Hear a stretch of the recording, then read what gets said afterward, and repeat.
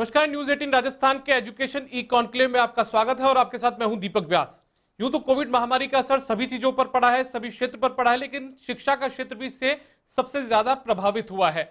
एक आंकड़े बताते हैं कि करीब 80 लाख जो स्कूली छात्र हैं वो इससे प्रभावित हुए हैं, तो वहीं करीब 20 लाख कॉलेज और यूनिवर्सिटी जाने वाले जो छात्र हैं वो भी इससे प्रभावित हुए हैं। लिहाजा कोविड का कितना असर शिक्षा के क्षेत्र पर पड़ा है, इस पर चर्चा करना बेहद लाजमी हो जाता है। इसीलिए आज हम बात कर रहे हैं इसी मुद्दे पर और हमारे साथ में खास मेहमानों का पैनल जुड़ा हुआ है। भंवर सिंह भाटी जी, उच्च शिक्षा मंत्री, हमारे साथ जुड़े हुए हैं। इसके अलावा श्रवण चौधरी जी, जो कि निदेशक है सीएलसी सीकर के, वो हमारे साथ जुड़े हुए हैं। जितेंद्र कुमार शर्मा, वाइस प्रिंसिपल है सेठ तोलाराम बाफना अकेडमी, वो भी हमारे साथ जुड़े हुए हैं। और इसके अलावा डॉक्टर गुरुदत्त कक्कड़, जो कि प्रो वाइस चांसलर हैं कैरियर पॉइंट यूनिवर्सिटी कोटा के। आप तमाम मेहमानों का बहुत बहुत स्वागत है सर न्यूज 18 राजस्थान में। भंवर सिंह भाटी जी, शुरुआत आपसे करना चाहेंगे सर। आप उच्च शिक्षा मंत्री हैं राजस्थान के, आपसे समझना चाहेंगे कि सरकार का इस कोविड महामारी के दौर में शिक्षा को लेकर क्या विजन है, क्योंकि सरकार ने ऑनलाइन माध्यम को बढ़ावा दिया है, लेकिन एक बड़ी चुनौती ये भी है कि ग्रामीण क्षेत्र में ऑनलाइन का जो फायदा है वो विद्यार्थियों तक कैसे पहुंचे, उसको लेकर एक बेहद बड़ी चुनौती सरकार के सामने भी खड़ी हो जाती है। हाँ, नमस्कार। एजुकेशन ई कॉन्क्लेव में मैं सबसे पहले दीपक व्यास जी और सभी हमारे कैरियर पॉइंट विश्वविद्यालय कोटा, सेठ तोलाराम बाफना महाविद्यालय बीकानेर और सीएलसी सहित तमाम शिक्षण संस्थानों के प्रतिनिधियों को का स्वागत करता हूं। और निश्चित रूप से जैसा अभी दीपक जी आपने जो बात शुरू की है, कोविड की परिस्थितियां पिछले, मैं समझता हूं कि दूसरी वेव है ये, और पहली वेव के समय भी हमारे विद्यार्थियों जो कॉलेज और स्कूल में, उनको अपनी सारी परीक्षाएं बीच में रोकनी पड़ी। एजुकेशन का जो सिस्टम है वो पूरी तरह से डिस्टर्ब हुआ था। और इस साल भी पिछले 1-1.5 महीने से हम लगातार कोविड की वजह से, कोविड की जो दूसरी वेव है ये और भी ज्यादा खतरनाक मोड में हमारे प्रदेश में, हमारे देश में आई है। ऐसी परिस्थितियों में हमें हमारे स्कूल्स, कॉलेज, तमाम संस्थानों को अचानक एक तरह से बंद करना पड़ा। और उसके बाद पिछले कई दिनों से लॉकडाउन भी माननीय मुख्यमंत्री महोदय के निर्देश अनुसार राजस्थान की परिस्थितियों को देखते हुए लगाया गया। और हमारे विद्यार्थियों के लिए फिर वही ये दूसरा साल है। पहले साल बहुत दिक्कत और परेशानियां हुई कोविड की वजह से, हमारे शिक्षण संस्थान अचानक बंद होने की वजह से, लेकिन हमने पिछले साल भी पूरा प्रयास किया था। हमारे राजस्थान के तमाम गवर्नमेंट के शिक्षण संस्थान है, हमारे निजी शिक्षण संस्थान है, हमने सबसे ही आह्वान भी किया, एडवाइजरी भी जारी की और लगातार हमने मॉनिटरिंग भी की कि जो इन परिस्थितियों में भी हमारे विद्यार्थियों का जो मनोबल है वो कायम हमें रखना है। और विद्यार्थियों को घर बैठ करके हमने सभी शिक्षकों से ये आह्वान किया कि आप वर्क फ्रॉम होम करते हुए अपनी अपनी क्लास के स्टूडेंट्स से जुड़े रहिए, अपने कॉलेज के स्टूडेंट्स के साथ आप जुड़े रहिए, या आप किसी भी संस्थान से जो विद्यार्थी पढ़ रहा है तो वहाँ की उन तमाम संस्थानों से, तमाम शिक्षकों से, government college, private college, universities, सभी से हमने कहा कि वर्चुअल माध्यम से, सोशल मीडिया के माध्यम से, व्हाट्सएप ग्रुप्स के माध्यम से ई लेक्चर रिकॉर्ड करके, ई कंटेंट बना करके काम करने के लिए हमने पिछले साल भी कहा था। और इस साल भी यही आह्वान हमने राजस्थान के तमाम शिक्षण संस्थानों से, विशेषकर उच्च शिक्षण संस्थानों से हमने किया है। तो आपने सुना उच्च शिक्षा मंत्री भंवर सिंह भाटी जी की बात को कि सरकार का आखिर क्या विजन है। कोविड महामारी के इस दौर में सरकार किस तरीके से शिक्षा को आगे बढ़ाने की कोशिश में लगी है, जिससे कि शिक्षा का क्षेत्र प्रभावित ना हो। अब हम रुक कर लेते हैं हमारे दूसरे मेहमानों का। हम रुक करते हैं श्रवण चौधरी जी का, जो कि निदेशक है सीएलसी सीकर के। श्रवण जी, आपसे समझना चाहते हैं, एक तो कोविड महामारी का ये असर जो बीते 1 साल से ज्यादा का वक्त हो चुका है, इसका कितना असर शिक्षा के क्षेत्र पर पड़ा है, खासतौर पर आप कोचिंग सेंटर से जुड़े हुए हैं, तो कितना असर देखने को मिला। और दूसरा सर, मेरा एक सवाल और है कि जेईई और नीट स्थगित होने से विद्यार्थियों पर इसका क्या असर पड़ने वाला है। सबसे पहले मंत्री महोदय को मेरा प्रणाम, सादर वंदन। दीपक जी आपको नमस्कार, आपको नमस्कार। सबसे पहले तो आपको साधुवाद दूंगा कि आपने इस प्लेटफॉर्म पे हमारे विचार रखने का मौका मिला और विशेष रूप से सरकार के साथ विचार रखने का मौका मिला। सबसे पहले मैं धन्यवाद दूं राजस्थान सरकार का, मुख्यमंत्री महोदय का, शिक्षा मंत्री जी का, हमारे गौर जी का।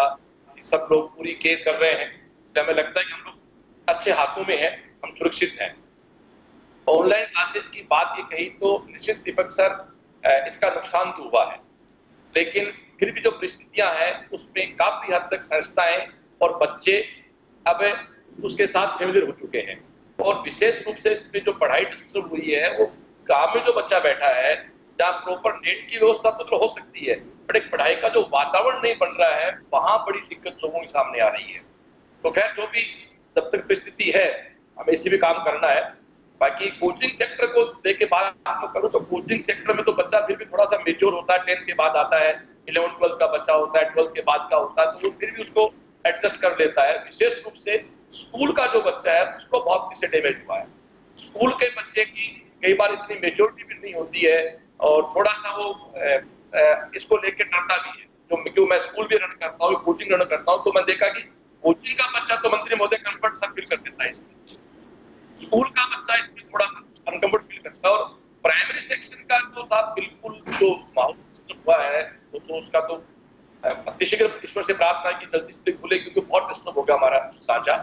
फिर मैं नीट और जेई की जो एग्जाम पोस्टपोन है इनके बारे में कहना चाहूँ तो निश्चित रूप से जेई और नीट के एग्जाम पोस्टपोन होना बच्चों की आवश्यकता थी, क्योंकि मैं थोड़ा चलो फ्लैशबैक में 20 मार्च 2020 को पिछली बार लॉकडाउन जब हुआ था तो उस समय हम लोग कोचिंग वाले जो भी हमारा नीट और जेई के सिलेबस कंप्लीट हुए थे और उन बच्चों के एग्जाम मई में होनी थी, तो सिलेबस कंप्लीट थे, सारे बच्चे घर पे पढ़ाई कर रहे थे, एग्जाम पोस्टपोन होती गई तो बच्चों को ज्यादा दिक्कत नहीं हुई। बट इस बार हमें देखो ध्यान है कि नवंबर में हमें सरकार से परमिशन मिली थी, बच्चा नवंबर में आके ऑफलाइन में आया था। फिर हम देख रहे हैं 15 अप्रैल को हमारी क्लासेस बंद होगी, तो कोचिंग सेक्टर में आईआईटी और जेईई में किसी भी संस्था का सिलेबस कवर नहीं हुआ।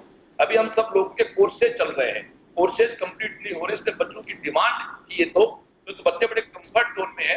मैं मंत्री महोदय से निवेदन जरूर करना चाहूंगा कि 10th और 12th की एग्जाम की भी आपको डेट संभावित एक बार अनाउंस कर दें तो बच्चा असमंजस में नहीं रहे। ये मैं चाहूंगा कि आपको सरकार से बात हो रही है तो आप इस पे थोड़ा सा ध्यान देंगे। जैसे जेई की एग्जाम पोस्टपोन हो गई, नीट का तो अभी फॉर्म भी नहीं आया, नीट के तो अभी एप्लीकेशन फॉर्म भी फिल नहीं करवाए हैं, तो नीट और जेई की भी मैं चाहता हूँ भारत सरकार तक आप बात पहुंचाएंगे। भी हमारा राजस्थान बहुत सारा बच्चा होता है, काफी बच्चा राजस्थान का भी उसमें वेटेज रखता है। राजस्थान आप जानते हो कोटा और सीकर आईआईटी और मेडिकल में तो बड़े प्लेटफॉर्म काम भी कर रहे हैं, तो यहाँ बहुत सारा बच्चा अन्य स्टेट का भी होता है। तो हम तो ये आपसे अपील करना चाहेंगे कि एग्जाम पोस्टपोन तो करनी है, एडवांस की हो गई, नीट की भी डेट 1 अगस्त दे रखी है, वहां भी निवेदन करना चाहूंगा कि कम से कम इसको 1-1.5 महीने पोस्टपोन किया जाए। बिल्कुल श्रवण जी, एक बार वापस से हम भंवर सिंह भाटी जी का रुख कर लेते हैं, उच्च शिक्षा मंत्री हैं राजस्थान के हमारे। भंवर सिंह जी, आपने सुना होगा मंत्री जी श्रवण जी की बातों को, कुछ सुझाव भी उन्होंने दिए हैं, कुछ बातें भी अपनी रखी है। मैं इसमें यही कहना चाहूंगा कि जो 10th की और 12th की परीक्षाओं का नीट और जेई के एग्जाम्स जो केंद्र सरकार के द्वारा निर्धारित किए जाते हैं और हमारी जो परीक्षाएं कॉलेज एजुकेशन की जो परीक्षाएं हैं उसमें भी हम निर्णय ले प्रदेश, उसके लिए हमने एक कमेटी बनाई है उसका पूरा अध्ययन करने के लिए। 6 उसमें 4 वाइस चांसलर्स हैं, एक हमारे कमिश्नर कॉलेज एजुकेशन है, एक हमारे जॉइंट सेक्रेटरी हायर एजुकेशन है। तो उनको 15 दिन का हमने समय दिया है। 15 दिन के अंदर अंदर वो देश के दूसरे राज्यों में किस प्रकार से तैयारियां की जा रही है। हम ये भी देख रहे हैं कि MHRD और UGC के दिशा निर्देश अभी तक कुछ आए नहीं है, क्योंकि नियामक संस्थाएं हैं। UGC हमारी नियामक संस्था है, उसके अलावा भी दूसरी जो हायर एजुकेशन की नियामक संस्थाएं हैं उनके दिशा निर्देश भी हमारे लिए बहुत ज्यादा महत्वपूर्ण है, क्योंकि राजस्थान के विद्यार्थियों को देश के अलग अलग राज्यों में जाना पड़ता है। तो हमारी केंद्रीय संस्था है उनके दिशा निर्देश पे आ जाए। उसके बाद हम निश्चित रूप से जल्दी हमें आगे किन परिस्थितियों में एग्जाम्स के बारे में क्या निर्णय लेना है। स्कूलिंग एजुकेशन के बारे में आपने कहा है तो माननीय मंत्री महोदय गोविंद सिंह जी डोटासरा साहब जो खुद पूरी परिस्थितियों में नजर रखे हुए हैं और जल्दी से जल्दी वो भी निर्णय लेंगे और छात्र हित भी निर्णय लेंगे। उनके स्वास्थ्य का भी ध्यान रखा जाए और उनकी पढ़ाई का भी ध्यान रखा जाए। इन दोनों बिंदुओं पर हमारी सरकार, हमारे माननीय मुख्यमंत्री और हम सब ध्यान रखें। तो बिल्कुल अब हम रुख कर लेते हैं जितेंद्र कुमार शर्मा जी का, जो कि वाइस प्रिंसिपल हैं सेठ तोलाराम बाफना एकेडमी स्कूल के। उनका रुख करते हैं। जितेंद्र कुमार जी, एक तो कोविड के बाद में लगातार समस्याएं तो हर क्षेत्र उससे जूझ ही रहा है, आप भी लगातार जूझ रहे होंगे, स्कूल का क्षेत्र भी। एक चीज आपसे समझना चाहेंगे कि सवाल ये होता है कि 12वीं क्लास की पढ़ाई करने के बाद में छात्र के सामने दिक्कत ये आती है कि उसे आखिर आगे करना क्या है, लेकिन कोविड की महामारी के इस दौर में उसके सामने ये भी बड़ी चुनौती हो गई है कि उसका रिजल्ट नहीं आया है कई जगह पर। तो ऐसे में वो आगे क्या करेगा? इन तमाम चीजों की भी दिक्कतें उसके सामने पैदा हुई होगी। और कौन सी दूसरी समस्याएं जिनसे आप लगातार जूझ रहे हैं? दीपक जी, बहुत बहुत धन्यवाद, आपने मौका दिया मंत्री जी के साथ इंटरेक्ट करने का।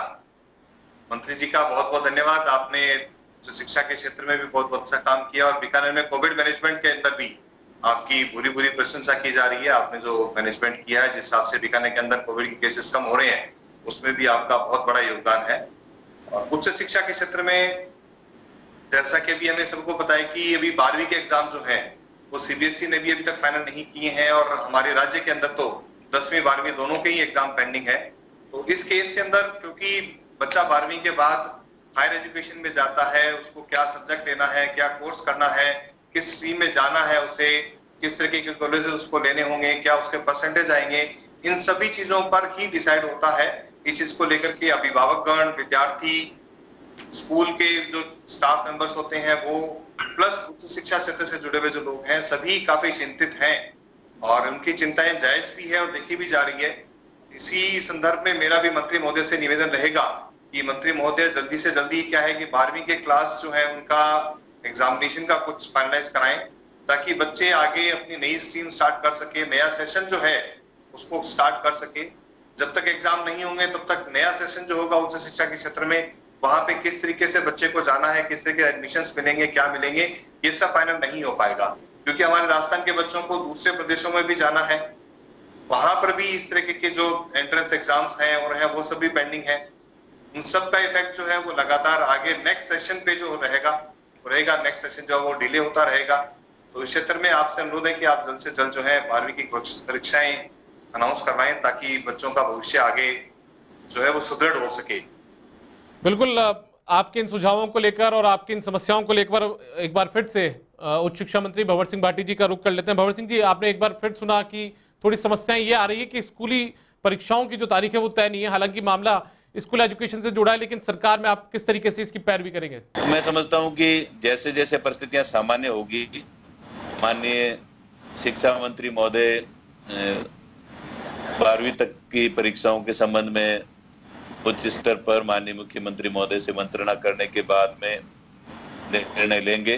और कॉलेज एजुकेशन के बारे में मैंने आपको जैसा बताया कि हायर एजुकेशन की भी तमाम तरह की परीक्षाएं हमारे जो नियामक संस्थाएं हैं उनसे हमारा जुड़ाव रहता है, चाहे एनसीटी है, चाहे हमारे यूजीसी है, चाहे बहुत सारी संस्थाएं अलग अलग, चाहे bar council of India, BCI है, सभी जो रेगुलेटरी बॉडीज हैं उनके भी कुछ गाइडलाइंस आएंगे, उनके दिशा निर्देश भी आएंगे। मानव संसाधन मंत्रालय के द्वारा भी पूरे देश भर में सभी राज्यों के लिए कुछ गाइडलाइन दी जाएगी। और हमारी उच्च शिक्षा विभाग की हमने जो टीम बनाई है, जो एक कमेटी बनाई है, वो कमेटी भी अतिशीघ्र अपनी रिपोर्ट पेश करेगी।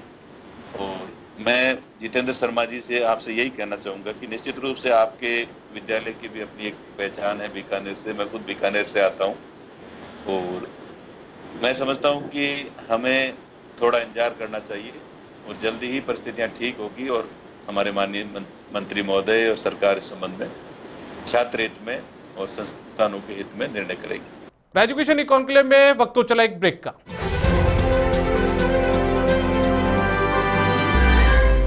ब्रेक के बाद आपका स्वागत है। एक बार फिर से इस चर्चा को आगे बढ़ाते हैं। हम आगे बढ़ते हैं डॉक्टर गुरुदत्त कक्कड़ जी, जो कि वाइस चांसलर हैं कैरियर पॉइंट यूनिवर्सिटी कोटा के, उनका रुख करते हैं। गुरुदत्त जी, जो उच्च शिक्षा का क्षेत्र है वो किस तरीके की चुनौतियों से इस कोविड महामारी के दौर में परेशानी का सामना कर रहा है? और एक दूसरा एक लगातार सवाल ये उठता है कि जो स्कूल एजुकेशन है वहां पर तो छात्रों को प्रमोट किया गया है, लेकिन जो बात यदि की जाए कॉलेज में या यूनिवर्सिटी के क्षेत्र में, तो क्या वहां पर भी प्रमोट करने की अब आवश्यकता आप लोग भी महसूस करने लगे हैं? दीपक जी, सबसे पहले धन्यवाद आपको मुझे इनवाइट करने के लिए और मौका देने के लिए। माननीय मंत्री जी के सामने अपनी बात रखने का। और सरकार और मंत्री जी के प्रोएक्टिव अप्रोच के साथ में मुझे ऐसा लगा कि हायर एजुकेशन कंपैरेटिवली सबसे कम इफेक्टेड रहा और बहुत ही टाइमली डिसीजन होते चले गए, और इस कारण से हायर एजुकेशन के अंदर कम से कम इश्यूज आए। स्कूल और बाकी कोचिंग पे डेफिनेटली रहे हैं, और जो कुछ भी श्रवण जी ने और जितेंद्र जी ने बोला, मैं सहमत हूँ उनसे, क्योंकि करियर पॉइंट न केवल हायर एजुकेशन में है बल्कि कोचिंग में भी है और स्कूल एजुकेशन के अंदर भी है। तो वो पॉइंट्स वहां पर डेफिनेटली रेज हो गए हैं। यहाँ पर जो पहला पॉइंट आपने बोला कि जो एग्जामिनेशन है या प्रमोशन है, उस कंटेक्स्ट के अंदर जो प्राइवेट यूनिवर्सिटीज हैं उनका तो वो तो कॉन्स्टिट्यूएंट यूनिवर्सिटीज हैं, तो इस कारण से उनके पास नंबर्स इतना बड़ा नहीं होता है। इस कारण से वहां पर online examination as per UGC guideline possible थे, और मुझे लगता है मोस्ट ऑफ द यूनिवर्सिटीज ने कंडक्ट भी किए। यहाँ पर एक इम्पोर्टेंट पॉइंट ये है कि जब ऑनलाइन की एक्सेप्टेबिलिटी हो चुकी है आज की डेट में बिकॉज ऑफ कोविड, इससे अगर हम अच्छा माने उसका ब्लेसिंग्स इन डिस्गाइज अगर हम इसे समझें, तो वो ये कि हम ऑनलाइन एजुकेशन को स्वीकार कर चुके हैं, हम भी और स्टूडेंट्स भी। तो क्या इस पे जिस तरह से अभी यूजीसी ने जो ड्राफ्ट बना के भेजा है, उसी कंटेक्स्ट में हमें राज्य स्तर पे भी एक पॉलिसी बना के इसकी एक्सेप्टेबिलिटी लानी पड़ेगी, और इससे हमारे एजुकेशन के विस्तार में भी फायदा होगा। चलिए, बिल्कुल गुरुदत्त जी, अब हम रुक कर लेते हैं एक बार फिर से उच्च शिक्षा मंत्री भंवर सिंह भाटी जी का। भाटी साहब, आप सुन रहे थे तमाम लोगों की बातें। एक सर लगातार एक सवाल जो है वो जहन में ये आता है कि निजी स्कूल, निजी कॉलेज और जो सरकारी कॉलेज है उनमें जो परीक्षाएं वो बाकी चल रही हैं, तो ऐसे में क्या प्रमोट के फॉर्मूले को अपनाया जा सकता है, क्योंकि लगातार देरी तो हो ही रही है, या फिर ऑनलाइन जो परीक्षा है वो संभव हो सकती है? इसमें आपके क्या रुख रहेगा सर? देखिए, जैसा गुरुदत्त कक्कड़ जी ने अभी बताया है, इनका विश्वविद्यालय जो है निजी विश्वविद्यालय है, कैरियर पॉइंट कोटा विश्वविद्यालय। तो ये जैसा इन्होंने अपनी बात में भी कहा कि जो हमारे प्राइवेट यूनिवर्सिटीज हैं इनमें कैंपस में जितने स्टूडेंट्स होते हैं वही एक संख्या होती है, और वो इतनी ज्यादा भी नहीं होती है कि उसमें कोई दिक्कत। तो एफिलेटेड कॉलेज इनके नहीं होते हैं, और छात्र छात्राओं की संख्या भी एक सीमित ही होती है। हमारे गवर्नमेंट यूनिवर्सिटीज में 2 लाख 4 लाख 5 लाख तक स्टूडेंट्स होते हैं एफिलेटेड कॉलेज की वजह से, और लंबा चौड़ा रूरल एरिया भी रहता है। तो ऑनलाइन एग्जाम्स प्राइवेट यूनिवर्सिटीज ने पिछली बार भी करवाए थे, और इस बार भी जैसा इन्होंने कहा कि बहुत सारी यूनिवर्सिटीज ने ऑनलाइन एग्जाम्स करवाए हैं। लेकिन हमारे जो बड़े विश्वविद्यालय हैं, जो गवर्नमेंट के विश्वविद्यालय हैं राजस्थान में, उनमें विद्यार्थियों की संख्या भी अधिक है, दूर दराज में भी लोग स्टूडेंट्स ज्यादा रहते हैं। ऐसी स्थिति में ऑनलाइन एग्जाम करवाए जाना पूरी तरह से संभव है अथवा नहीं है, या दूसरी जो प्रमोट करने की बात कही है कि विद्यार्थियों को पिछली बार भी हमने प्रमोट किया था, राज्य सरकार ने पहले निर्णय ले लिया था, उसके बाद यूजीसी के द्वारा भी ये दिशा निर्देश दे दिए गए थे, एमएचआरडी विभाग के द्वारा भी, कि फर्स्ट ईयर सेकंड ईयर के जो विद्यार्थी हैं उनको प्रमोट किया जा सकता है, और वो स्टेप्स हमने उठाए भी थे। फाइनल ईयर के हमने एग्जाम्स करवाए। तो मैं कहना चाहूंगा कि हमने जो 6 सदस्यीय कमेटी बनाई है वो तमाम बिंदुओं पर गहनता से अध्ययन करेगी। हमने राजस्थान के अलग अलग विश्वविद्यालयों के वाइस चांसलर्स जो बहुत अनुभवी हैं उनको इस कमेटी में रखा है, और जो फीडबैक आता है, उनकी जो राय आती है, उसके आधार पर राज्य सरकार निर्णय करेगी। और तब तक स्पष्ट तौर पर केंद्र सरकार के द्वारा, मानव संसाधन मंत्रालय के द्वारा भी, जो हमारी रेगुलेटरी बॉडीज हैं उनके द्वारा भी दिशा निर्देश बहुत जल्दी आने की संभावना है। जितेंद्र शर्मा जी ने, हमारे श्रवण चौधरी जी ने, गुरुदत्त कक्कड़ जी ने जो भी बातें कही है वो सारी हमने नोटेड की है, और आपके सुझाव, आपके विचार बहुत अच्छे आए। और एजुकेशन के क्षेत्र में आप लोगों का बहुत बड़ा योगदान है राजस्थान में, और हम पूरा प्रयास करेंगे कि आप लोगों की बातें जो है, जो न्यूज़ 18 के माध्यम से आज आप लोगों से जुड़ने का मौका मिला, तो तमाम तमाम आपके सुझावों पर सरकार गंभीरता से कार्रवाई करेगी।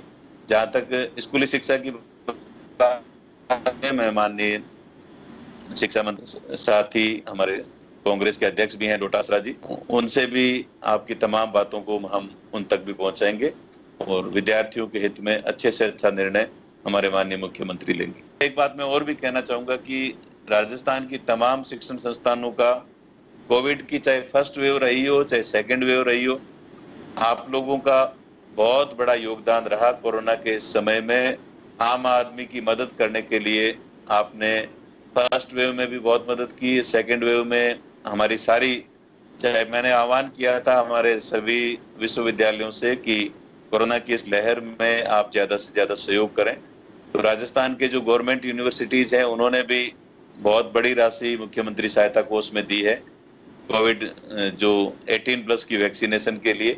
और उसके अलावा निजी विश्वविद्यालयों की, निजी कॉलेजेस की, हमारे कोचिंग संस्थानों का मेरे पास हर जिले वाइज फीडबैक आ रहा है। निश्चित रूप से आप लोग बहुत अच्छा कर रहे हैं आम आदमी के साथ जुड़ करके। आम आदमी की इन विपरीत परिस्थितियों में हम किस प्रकार से मदद कर सकते हैं, चाहे उसमें मेडिकल इक्विपमेंट्स उपलब्ध करवाना हो, चाहे फूड सामग्री उपलब्ध करवानी हो, या किसी भी तरीके से जिला प्रशासन की मदद करनी हो। कोविड सेंटर के लिए, कोविड केयर सेंटर के लिए आपने अपने कैंपस भी दिए हैं, मुझे पता है। तो मैं आप सभी का न्यूज़ 18 के माध्यम से तमाम शिक्षण संस्थानों को का आभार प्रकट करता हूं, आप धन्यवाद करता हूं। और मुझे आशा ही नहीं बल्कि पूरा भरोसा है कि राजस्थान के माननीय मुख्यमंत्री जी के आह्वान पर आगे भी आप कभी भी कोई आवश्यकता होगी तो आप लोगों का सहयोग रहेगा। मैं हमारे दीपक व्यास जी को भी धन्यवाद देना चाहूंगा कि आपने एक बहुत ही महत्वपूर्ण और एक अति आवश्यक मुद्दे पर मुझे इस चर्चा में शामिल किया।